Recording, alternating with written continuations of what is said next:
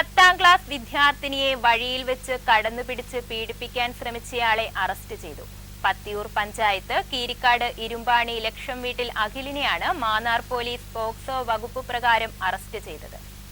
മാന്നാർ സ്വദേശിനിയായ വിദ്യാർത്ഥിനി രാവിലെ 6 മണിക്ക് ട്യൂഷന് പോകുന്ന വഴിയിൽ ബൈക്കിലെത്തിയ പ്രതി കുട്ടിയുടെ കയ്യിൽ കടന്നു പിടിക്കുകയും പീഡിപ്പിക്കാൻ ശ്രമിക്കുകയുമായിരുന്നു.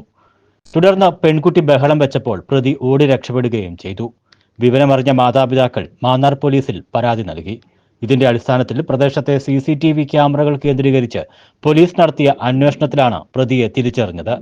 തുടർന്ന് Mannar police inspector A. Aneesh, SI Abhiram CS, grade SI Sudeep, probation SI Noufal, civil police ഓഫീസർമാരായ ഹരിപ്രസാദ്, സാജിദ്, അൻസാർ, വിഷ്ണു, വനിതാ SI രജിത എന്നിവരടങ്ങിയ പോലീസ് സംഘമാണ് പ്രതിയെ കണ്ടെത്തി അറസ്റ്റ് ചെയ്തത്. കോടതിയിൽ ഹാജരാക്കിയ പ്രതിയെ റിമാൻഡ് ചെയ്തു. News bureau, Mannar.